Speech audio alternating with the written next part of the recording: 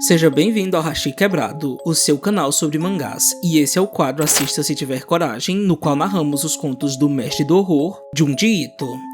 Episódio de hoje, Adereço Assombrado. 3 crianças foram até uma casa em ruínas que estava sendo demolida porque toda a sua estrutura estava comprometida. Inicialmente, eles se aproximaram apenas curiosos para qualquer coisa que eles pudessem encontrar, mas o que eles acharam foi algo assustador. Eles viram num dos cômodos o que parecia ser uma porta caída em cima de uma pessoa porque era possível ver longos cabelos pretos saindo debaixo do objeto. A menina que estava com eles gritou dizendo que a porta estava em cima de alguém, mas quando um deles se aproximou para tocá-la, os cabelos não só reagiram se mexendo, mas a coisa embaixo da porta gemeu de forma aterrorizante. As crianças gritaram de medo diante daquela coisa que se escondeu ainda mais para debaixo da porta e saíram correndo o máximo que puderam, deixando para trás aquela casa assombrada que eles tinham entrado. Muitos anos depois, no início do outono de 2006, Sakurai foi questionada por Takeda, o seu colega de trabalho, se ela já tinha se acostumado com a organização dos eventos que eles faziam. Sakurai respondeu que ainda ficava assustada só de pensar que eles estavam transportando os baús cheios de bonecos de assombração, mas Takeda tentou tranquilizá-la dizendo que ela não precisava ter medo porque planejar uma casa mal assombrada também era uma tarefa importante. De repente, eles ouviram um barulho vindo exatamente dos baús, o que a fez dizer confusa que tinha a certeza de ter embalado os bonecos antes do transporte. Sakurai perguntou se eles precisavam parar para checar tudo, mas Takeda respondeu que não, que aquele barulho sempre aparecia por algum motivo quando eles transportavam os bonecos de assombração por aí. Takeda tampouco se importou com o medo de Sakurai e disse que aquela não era a única coisa estranha que acontecia porque sempre que eles finalizavam uma casa mal assombrada, aparecia um boneco extra, mas que ainda assim ela não precisava se importar com esse tipo de coisa porque isso era comum e ela só tinha que aceitar o fato macabro para continuar naquele emprego. Quando se reuniram com seu chefe e com outros colegas de trabalho, ele pediu que um deles sugerisse um projeto inédito para a Casa Mal Assombrada, que seria uma das principais atrações do parque de uma cidade no ano seguinte. Todos conversaram um pouco trocando ideias, mas era complicado pensar em algo novo porque eles já tinham feito de tudo. Mas para a sorte deles, Sakurai, que era nova no emprego, deu uma sugestão única.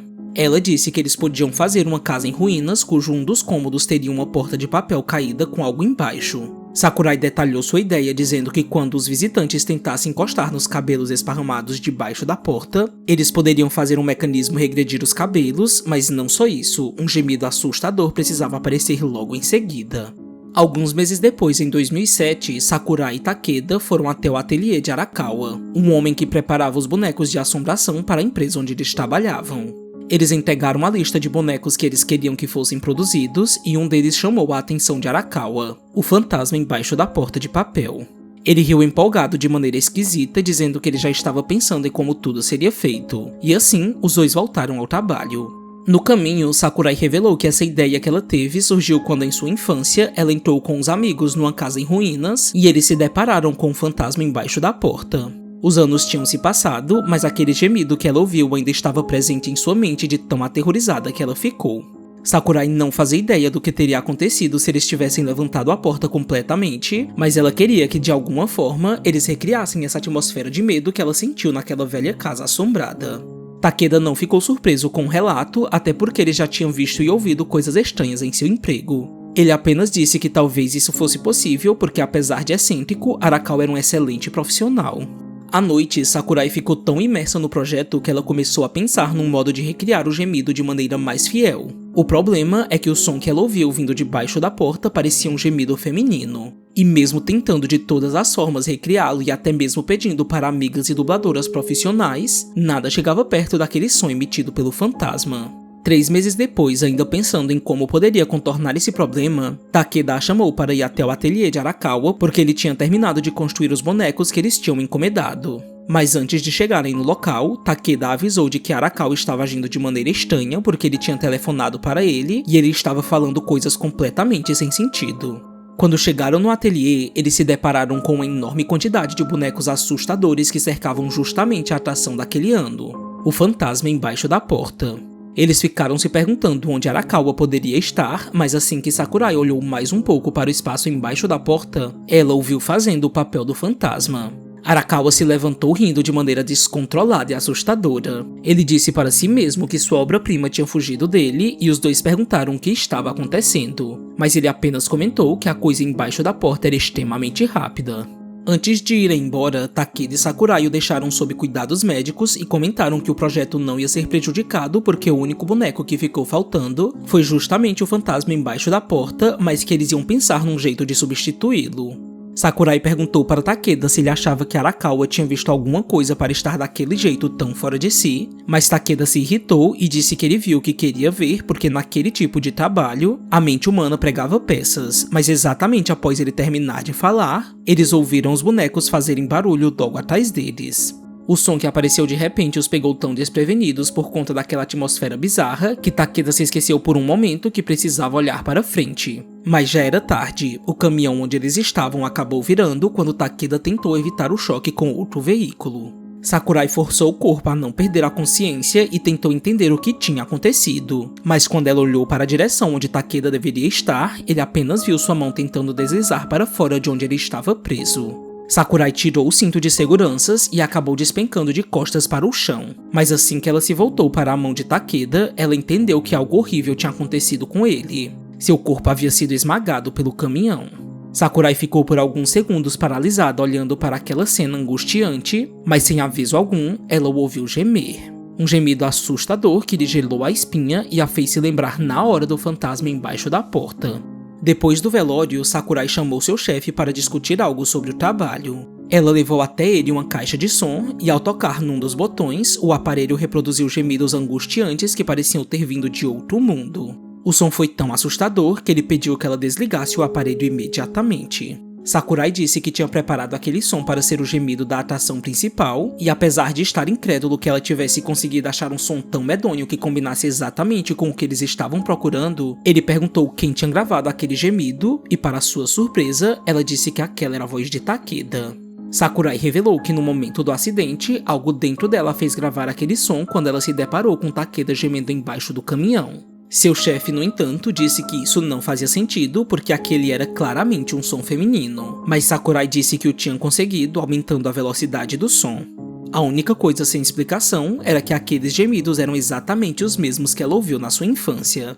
Um dos colegas de trabalho de Sakurai achou aquela ideia absurda porque ela estava praticamente fazendo pouco caso da vida de Takeda, que tinha morrido de maneira tão horrível. Ele disse que ela só podia estar louca em pensar em usar aquele áudio no projeto da Casa Mal Assombrada, e foi só então que ela voltou a si dizendo que ele tinha razão, e que ela era uma pessoa horrível porque aquela voz tão igual ao fantasma que ela viu tinha lhe tirado a sanidade por um momento. Alguns meses depois, quando o evento enfim aconteceu, a Casa Mal Assombrada estreou com sucesso. As pessoas adentravam no local e se deparavam com bonecos assustadores que pulavam de pontos estratégicos para lhes arrancar algum susto. E é claro, num dos pontos estava a atração daquele ano, o fantasma embaixo da porta.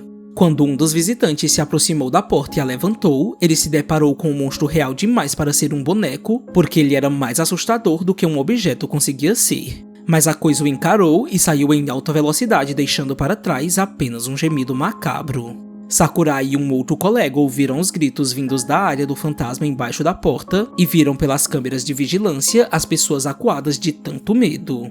Eles comentaram entre si que tinha sido um erro usar os gemidos finais de Takeda porque eles tinham ultrapassado o limite do desrespeito aos mortos. Eles correram até onde os visitantes estavam para acalmá-los e pediram desculpas pelo áudio inconveniente. Mas a vítima daquele susto terrível disse que eles não tinham ido longe somente por conta do áudio, porque a coisa que saiu debaixo da porta tinha respingado sangue em suas roupas. Mas esse detalhe misterioso apenas os deixaram confusos porque aquilo não fazia parte do projeto, porque tudo o que deveria ter embaixo da porta era o boneco de uma mulher usando kimono. O visitante disse que isso não fazia sentido porque não tinha boneco algum usando kimono. A coisa que ele viu era um corpo esmagado usando roupa comum, tão desfigurado que era impossível saber se era homem ou mulher.